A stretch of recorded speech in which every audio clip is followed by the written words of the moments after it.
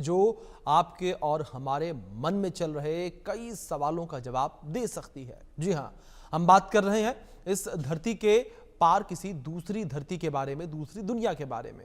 उस धरती की जहां हमारे जैसे ही शायद कुछ लोग बसते होंगे और अब आप सोच रहे होंगे कि हम आखिर ऐसा क्यों कह रहे हैं। दरअसल हाल ही में ऑक्सफोर्ड यूनिवर्सिटी और नासा के वैज्ञानिकों ने एक रिसर्च की है।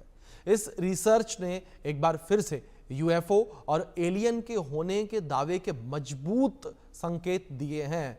हमारे सौर मंडल में कुछ ऐसा नजर आया जिससे खुद वैज्ञानिक भी हैरान हैं। कुछ वैज्ञानिक ये कह रहे हैं कि ये रहस्यमयी ऑब्जेक्ट धरती की तरफ आ रहा है, तो कुछ का कहना है कि ये तेजी से सूर्य के सबसे नजदीक जा रहा है। आखिर ये ऑब्जेक्ट है क्या? क्या सच में एलियन कुछ होते हैं?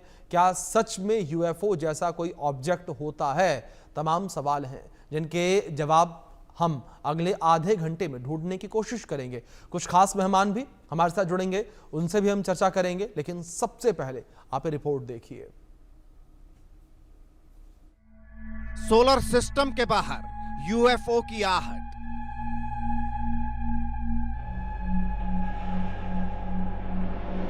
वो दूसरे ग्रह से आ रहा है, दुनिया को डरा रहा है।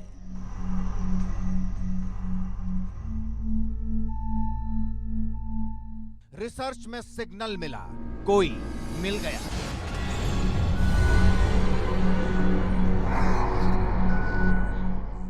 धरती के उस पार एलियन का संसार।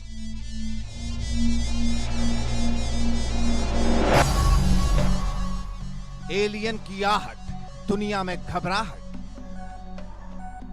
हम इंसान कई बार ये जरूर सोचते हैं कि क्या इस धरती के उस पार सुदूर ब्रह्मांड में भी हमारी तरह कोई रह रहा है, कोई और यानी एलियन, जिन्हें हम आमतौर पर दूसरे ग्रहों में रहने वाले प्राणी कहते हैं। वैज्ञानिक भी लगातार ब्रह्मांड के दूसरे ग्रहों में जीवन की संभावनाओं की तलाश कर रहे हैं। कई बार हमें सुनने को भी मिलता है कि धरती पर दूसरे ग्रह से कोई आया है, तो हमारे रोंगटे खड़े हो जाते हैं। अब एक हैरान कर देने वाली रिपोर्ट सामने आई है।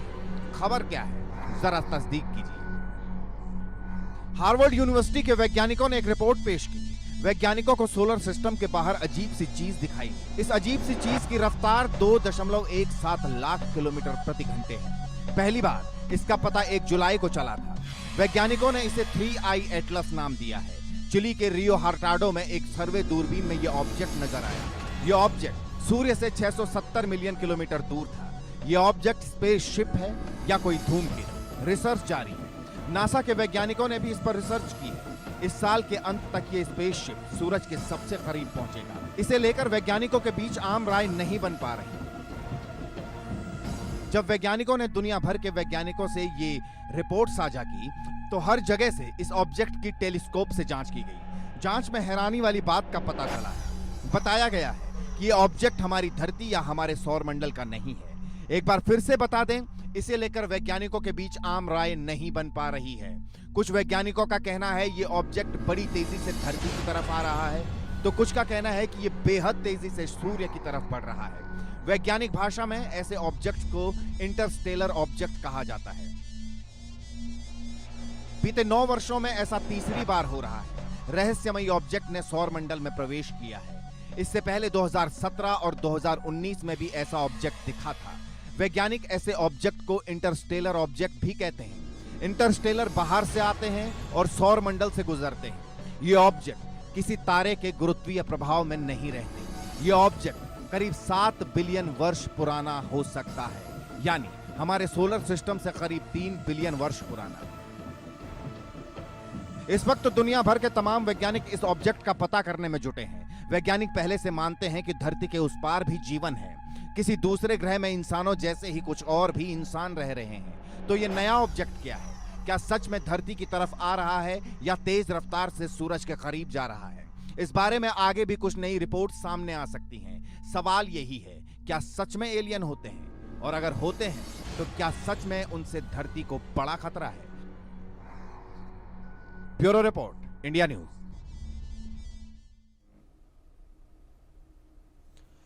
तो आपने खास रिपोर्ट देखी और ये रिपोर्ट हर किसी को हैरान कर रही है, परेशान कर रही है। तो कुछ लोग जो हैं चौंके हुए भी नजर आ रहे हैं और इसी विषय पर बातचीत करने के लिए हमारे साथ दो खास मेहमान जुड़ गए हैं, उनका परिचय हम आपसे करवा दें। सबसे पहले स्वागत है आप दोनों मेहमानों का। इस बीच अगर इस पूरे मामले को देखा जाए डॉक्टर साहब, और जिस तरीके से डॉक्टर राव, और जिस तरीके से लगातार ये दावे किए गए, इससे पहले भी कई बार ये दावे किए गए हैं कि कई सारे जो यूएफओ हैं वो मौजूद हैं, कई सारे एलियंस हैं वो मौजूद हैं, और इस दुनिया से परे भी एक दुनिया है। क्या सही में ऐसा कुछ है, या बार बार पर इस तरीके की रिपोर्ट्स निकलकर सामने आती है लेकिन कभी भी किसी ने क्लियरली ना तो यूएफओ देखा और ना ही एलियन देखा? आपने मुझसे पूछा है जी। हाँ, देखिएगा, ये इस तरह के जो मिस्टीरियस ऑब्जेक्ट्स होते हैं इस सृष्टि में सदियों से आते रहे हैं, लेकिन अभी जो सबसे पहले डिटेक्ट हुआ था 2017 में जी। उसका नाम जो है साइंटिस्ट ने ओमुआ रखा। अब दरअसल ये क्या था, ये 400 मीटर तो लंबा था और 1/3 जितनी लंबाई है उससे 1/3 उसकी चौड़ाई थी। ज्यादातर जितने भी जो ऑब्जेक्ट आते हैं या तो एस्ट्रॉइड आते हैं, उल्काएं आती हैं जो कि मंगल और बृहस्पति के बीच में जिस तरह धरती चक्कर लगा रही है ऐसे सूर्य की तरफ चक्कर लगाते हैं। उन उल्काओं में, एस्ट्रॉइड में कुछ तो कई किलोमीटर के हैं, कुछ जो हैं छोटे छोटे भी हैं। कभी कभी वो रास्ता भटक कर धरती पर आते हैं और वायुमंडल में चल जाते हैं, टूटते हुए तारे के समान दिखते हैं। और दूसरे जो होते हैं उनको कॉमेट कहा जाता है, पुच्छल तारा कहा जाता है, धूमकेतु कहा जाता है। धूमकेतु जो है अंडाकार रास्ते में आते हैं या धनुषाकार रास्ते में आते हैं। उनका ओरिजिन हमको अच्छी तरह पता है, लेकिन उनमें जो है 3 भाग होते हैं। एक तो न्यूक्लियस होता है, एक कोमा होता है, उसका आवरण होता है, खोल होता है, और जब वो धरती के पास से होते हुए सूर्य के नजदीक आता है तो सूर्य की ढपन के कारण उसमें मौजूद पानी और उसमें बर्फ, ये सब उसकी सूर्य की किरणों के विपरीत दिशा में चले जाते हैं और एक पूंछ सी बनती है, उसको पुच्छल तारा कहते हैं। ऐसा ही पुच्छल तारा 1980 में जो हैरीस कॉमेट था वो आया था और अब पुनः भी उसकी आवृत्ति होगी। अब रहा सवाल ये कि कुछ जो है इलिप्टिकल ऑर्बिट में है, कुछ जो है आपके धनुषाकार में, वो एक बार आते हैं और चले जाते हैं।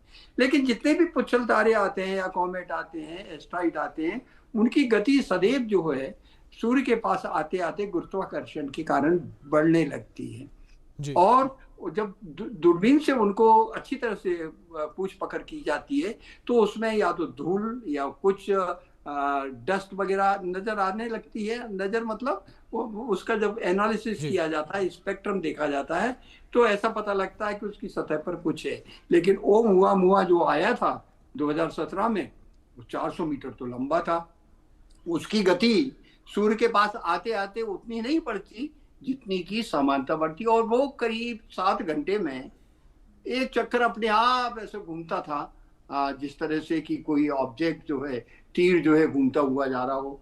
तो निश्चित रूप से ये, चूंकि ये जो प्राकृतिक नियम थे अंतरिक्ष से आने वाले ऑब्जेक्ट्स का, जो कि विज्ञान के लिए अभी नए थे, और उसका क्या कारण हो सकता है, उसकी सतह क्या पत्थर की बनी हुई थी या मेटल की थी, क्योंकि उसका कलर जो है रेडिश था, और ना केवल इतना उसकी जो ब्राइटनेस थी बदल रही थी। इससे ये पता लगता है वो स्पिन कर रहा था, कितनी देर में स्पिन कर रहा था, इसका भी कैलकुलेशन कर लिया गया। और अब वो अपनी गति समान करते हुए और अब सूर्य से, हमारे सौर मंडल से बाहर निकलकर आउट ऑफ सोलर सिस्टम चला गया। इससे ये अंदाज लगाया, कुछ अनुमान लगाया, बिल्कुल कुछ हाइपोथेसिस बनाई कि हो सकता है ये एलियंस, जिस तरह से हम जो है मंगल ग्रह पे अपना उपग्रह भेजते हैं जांच के लिए, बृहस्पति पर भेजा है। डॉक्टर साहब, जिस तरीके से आप इस जिक्र कर रहे हैं, जो ये अनुमान लगाए गए, जो रिपोर्ट्स निकलकर सामने आई, इन्हीं रिपोर्ट्स ने लोगों को और भी ज्यादा कह सकते हैं परेशान कर दिया, चिंतित जिस तरीके से लोग नजर आए। मिलिंद जी, मैं आपका रुख करूंगा, और अगर बात एलियंस को लेकर की जाए, मिलिंद जी, क्या लगता है कि एलियंस मौजूद हैं? क्या इस दुनिया के परे भी कोई दूसरी दुनिया है जहां पर एलियंस रहते हैं हमारी तरह, या किसी अन्य रूप से रहते हैं? जी देखिए, इसका आंसर हाँ या ना, ये दोनों कहना गलत होगा, क्योंकि हम लोग स्ट्रेट अवे डिनाई भी नहीं कर सकते हैं कि नहीं, कोई एलियंस होते ही नहीं है, और स्ट्रेट अवे एक झटके में ये भी नहीं कह सकते हैं कि हाँ एलियंस होते हैं। तो इसका एक एक्सप्लेनेशन है। मतलब देखिए, अगर साइंस के एंगल से देखिए तो साइंस में देर इज अभी भी कुछ पता नहीं है। और यूनिवर्स जो है वो बहुत बड़ा है। मतलब हमारे कोई भी इंसान इतना कल्पना नहीं कर सकता जितना बड़ा ये यूनिवर्स है। इसमें बिलियंस एंड बिलियंस गैलेक्सीज हैं। और अभी तक जो हम लोग ये जानते हैं, जितनी भी साइंस अभी तक ये प्रूव कर पाई है, वो ये है कि हाँ, लाइफ सरवाइव कर लेती है। जो कोई भी लाइफ होती है वो एक्सट्रीम कंडीशंस में सरवाइव कर लेती है, जैसे कि ओशंस में, पानी में, या डेजर्ट में, जो रेगिस्तान होगा, या जो ऐसे बर्फीले इलाके होते हैं। पर अभी तक हमको ये नहीं पता है, किसी पूरे ह्यूमन साइंस में भी ये नहीं पता है कि व्हाट इज नेक्स्ट। मतलब यूनिवर्स तो बहुत बड़ा है, तो उसको स्ट्रेट अवे ना कोई यस कहता है और ना कोई डिनाई करता है। तो ये अभी भी एक मिस्ट्री है, बिल्कुल है। और कोई एक्स्ट्रा टेरेशियल जो लाइफ होती है उसका अभी कोई भी यस नो में कंफर्मेशन नहीं है। तो और इसमें मुझे जो लगता है कि अगर आप पिछले अगर एग्जाम्पल्स देखिए, जैसे अभी रिसेंट की मैं आपको बात बताऊं तो एक फुटबॉल, एक कोई मॉडल या कोई एक्ट्रेस हैं जिन्होंने एक अपने इंस्टाग्राम पे अभी पोस्ट किया था जुलाई 15, 2025 को, इसी साल, कुछ दिन पहले, जिसमें इंस्टाग्राम पे उन्होंने दिखाया था कि कोई एक छोटा सा कोई डार्क एक गोल शेप का ऑब्जेक्ट उड़ता हुआ जा रहा था, और उसको यूएफओ का उन्होंने टैग दिया था। तो यूएफओ यानी कि क्या फुल फॉर्म ही होता है कि अनआइडेंटिफाइड फ्लाइंग ऑब्जेक्ट। अनआइडेंटिफाइड मतलब कि जिसकी कोई आइडेंटिटी नहीं, अभी हम लोग बता नहीं सकते ये क्या है। तो अब ऐसी जो चीजें होती हैं इसमें, जैसे हमारे जो सहयोगी हैं सर ने बिल्कुल सही कहा है कि ये एटमॉस्फेरिक रिएक्शंस होते हैं, ये जी कोई भी वातावरण के रिफ्लेक्शंस होते हैं, या ये एक कोई धूल का एक कहते हैं झोंका बन जाता है बड़ा सा, वो होता है। या कोई ड्रोन भी होता है। आजकल ड्रोन से बहुत ज्यादा लोग कंफ्यूज हुए थे कि ये एलियन होगा। पर हार्वर्ड जैसे बड़े यूनिवर्सिटीज, जो बहुत बड़े बड़े एजेंसीज हैं, किसी ने अभी तक जी स्ट्रेट अवे इस चीज को ना नहीं जी कहा है जी। तो मेरे हिसाब से मुझे, मैं इसी पे रहूंगा, इट इज नीदर यस जी नॉर नो। ये ना हाँ है ना ना है, क्योंकि इस बारे में हम लोग को पता ही नहीं है। और ये चांसेस हो भी सकते हैं कि कोई दूर किसी गैलेक्सीज में, किसी कहीं बिलियन बिलियन लाइट ईयर्स दूर कोई और भी अर्थ जैसी चीज चल रही हो, जहां तक अभी हम लोग पहुंच ही नहीं पाए हैं, और ना शायद आने वाले कई हजार साल तक अभी पहुंच पाएंगे जी। जी बिल्कुल। दूसरी ओर डॉक्टर राम, अगर बात यहाँ पर एरिया 51 को लेकर की जाए, सर जिस तरीके से एरिया 51 में हमने देखा था जब वो घटना पूरी घटी, वहाँ पर बड़े पैमाने पर आग लगी, 35,000 हेक्टेयर जलकर खाक हो गया। वहाँ पर भी लगातार ये कई सारी रिपोर्ट्स निकल कर आती रही कि कुछ एलियन गतिविधियाँ वहाँ पर देखने को मिली थी और उस वजह से वहाँ पर आग लगी। सर आप किस तरीके से इस पूरी घटना को देखते हैं? देखिए, अभी तक ऐसा कोई साइंटिफिक प्रूफ जी नहीं है जिससे कहा जाए कि एलियन थे।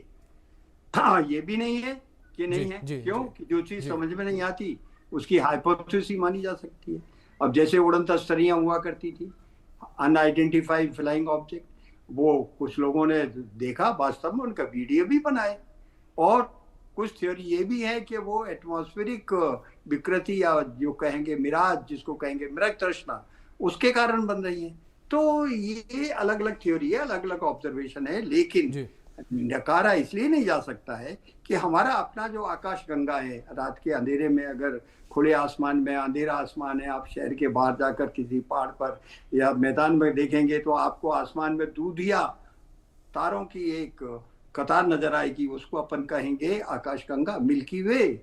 हमारी मिल्की वे कितनी बड़ी है, 1 लाख साल में प्रकाश एक कोने से दूसरे कोने जाता है।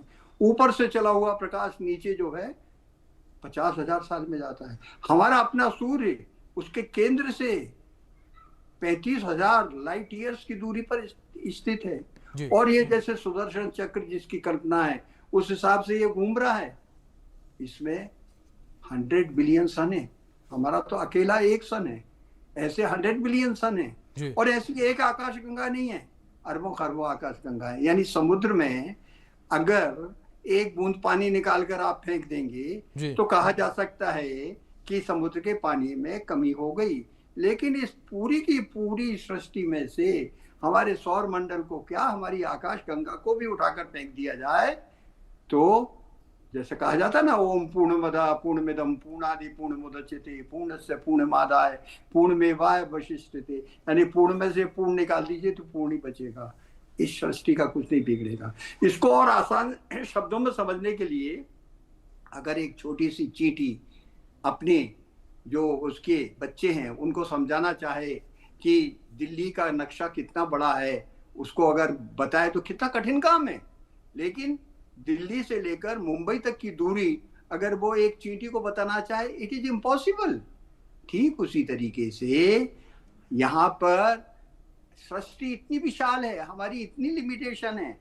हालांकि minus infinity to positive plus infinity की हम बात करते हैं थ्योरेटिकली, लेकिन सृष्टि का उद्गम, उसका विस्तार, उसकी संरचना, और वो अभी तक किसी को भी क्लियर समझ में नहीं आई है जी और विज्ञान उस खोज में लगा हुआ। इस तरह का मिस्टीरियस बिल्कुल डॉक्टर राम, बिल्कुल ठीक कहा आपने कि विज्ञान जिस तरीके से लगातार उस ओर लगा हुआ है, उस ओर लगातार काम भी कर रहा है, और जाहिर तौर पर जो रिपोर्ट्स निकल कर आज सामने आ रही हैं सर, वो इस ओर इशारा भी करती हैं कि लगातार इस ओर काम किया जा रहा है, इस दिशा में काम किया जा रहा है। लेकिन इस बीच में आप दोनों मेहमानों से रिक्वेस्ट करूंगा, आप दोनों मेरे साथ बने रहें। कुछ जानकारियां और हैं अपने दर्शकों तक हम पहुंचा दें कि किस तरीके से एलियन की आहट जो है, जिससे दुनिया में घबराहट देखने को मिल रही है, इसको लेकर के जानकारियां हैं कि हार्वर्ड यूनिवर्सिटी के वैज्ञानिकों ने एक रिपोर्ट पेश की है। वैज्ञानिकों को सोलर सिस्टम से बाहर अजीब सी चीज दिखाई दी थी। इस अजीब सी चीज की रफ्तार जो है वो 2.17 लाख किलोमीटर प्रति घंटे की रही है, और पहली बार इसका पता 1 जुलाई को चला था। वैज्ञानिकों ने इसे 3i एटलस नाम दिया है, और चिली के रियो हटार्डो में एक सर्वे दूरबीन में यह ऑब्जेक्ट नजर आया था। यह ऑब्जेक्ट सूर्य से 360 मिलियन किलोमीटर दूर था। यह ऑब्जेक्ट जो है वो स्पेसशिप और या कोई धूमकेतु, रिसर्च जारी है। नासा के वैज्ञानिकों ने भी इस पर रिसर्च की है, यानी कि रिसर्च लगातार जारी है। इस साल के अंत तक ये स्पेसशिप सूरज के सबसे करीब पहुंचेगा, और इसे लेकर वैज्ञानिकों ने जो बीच में है अपने कुछ जानकारियां साझा की थी, और सूरज के सबसे करीब ये इस साल के अंत तक पहुंचेगा, जिसको लेकर कई सारी जो है कयास भी लगाए जा रहे हैं। और इसे लेकर आपको बता दें कि वैज्ञानिकों के बीच आम राय नहीं बन पा रही है, यानी कि कुछ वैज्ञानिक अपने अपने तरह से दावे जो है वो करते नजर आ रहे हैं, तो कुछ जो है कुछ और इस पूरे मामले को लेकर कहते नजर आ रहे हैं। लेकिन दूसरी ओर बात की जाए एलियन की आहट को लेकर, तो बीते 9 सालों में ऐसा तीसरी बार हो रहा है कि रहस्यमयी ऑब्जेक्ट जो है उसने सौरमंडल में प्रवेश किया है। ऐसे में रहस्यमयी ऑब्जेक्ट ने सौरमंडल में प्रवेश किया, इसको लेकर अगर बात की जाए तो वहीं दूसरी ओर अगर बात की जाए तो इससे पहले 2017 और 2019 में भी ऐसा ऑब्जेक्ट जो है वो देखने को मिला था, और लोगों में इससे काफ़ी ज़्यादा एक कह सकते हैं कि घबराहट देखने को मिली थी। ऑब्जेक्ट को इंटरस्टेलर ऑब्जेक्ट भी कहा जाता है, और इंटरस्टेलर बाहर से आते हैं और सौरमंडल से होकर ये गुजरते हैं। साथ ही साथ इसको लेकर कई और जानकारियां सामने आई कि ये ऑब्जेक्ट जो है किसी तारे के गुरुत्वीय प्रभाव से नहीं रहते, इस प्रभाव में ये नहीं रहते हैं, और ये ऑब्जेक्ट करीब 7 बिलियन वर्ष पुराना हो सकता है। आप खुद सोच कर देखिए कितना पुराना ये ऑब्जेक्ट हो सकता है, यानी कि हमारे सोलर सिस्टम से करीब 3 बिलियन वर्ष पुराना, यानी कि हमारा जो पूरा का पूरा सोलर सिस्टम है उस सोलर सिस्टम से भी पुराना ये ऑब्जेक्ट हो सकता है। तो ऐसे में जिस तरीके से ये रहस्यमयी चीज़ें लगातार दिखी हैं, इसको लेकर लोगों में भी काफ़ी जो है डर देखने को मिला। लोग जो हैं काफ़ी हैरान परेशान भी नजर आए। डॉक्टर मिलिंद, मैं आपका रुख करूंगा, और जिस तरीके से सर यहाँ पर हम बात कर रहे हैं यूएफओस को लेकर, एलियंस को लेकर, अगर बात यहाँ पर एलियन सिग्नल्स को लेकर की जाए, ऐसी घटनाओं को लेकर की जाए, किस तरीके से आप इन घटनाओं को देखते हैं और किस तरीके से आपके सामने जो है ऐसी चीज़ें निकल कर सामने आई जब भी आप रिसर्च कर रहे थे या पढ़ाई कर रहे थे या किसी टॉपिक को समझ रहे थे?